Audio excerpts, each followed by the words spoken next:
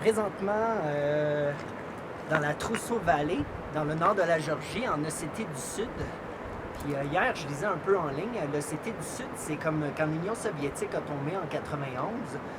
Les gens d'Ossétie du Sud se sont toujours plus rapprochés ou sentis proches de la Russie que de la Géorgie. Puis il y a l'Ossétie du Nord aussi présentement qui est du côté russe. Fait que, évidemment, au fil des années, la Russie, elle a entraîné puis armé des rebelles ici en Ossétie du Sud. Puis les États-Unis, eux, ils ont armé le gouvernement puis géorgien. Et puis le 8 août 2008, fait que ça fait vraiment pas longtemps, ça fait comme 9 ans, la Géorgie a lancé des bombes ici, dans la vallée, puis juste de l'autre côté de la vallée, ici, qui est en Russie, pour supposément détruire des rebelles.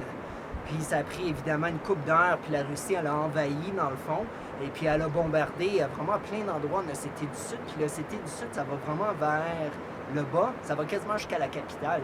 Puis il y a des obus qui sont tombés à Gori, puis presque sur la capitale. Fait que c'est à peu près ça. Fait que là, je suis en Ossétie du Sud, il n'y a vraiment aucun signe de guerre ni aucun signe de but présentement. Par contre, les gens, j'avais lu, puis ils disaient que la randonnée ici dans la vallée, il fallait amener son passeport parce qu'un peu plus loin par là-bas, il paraît qu'il y a des checkpoints militaires. Parce que vraiment juste de l'autre côté de cette montagne-là, c'est la Russie. C'est bon!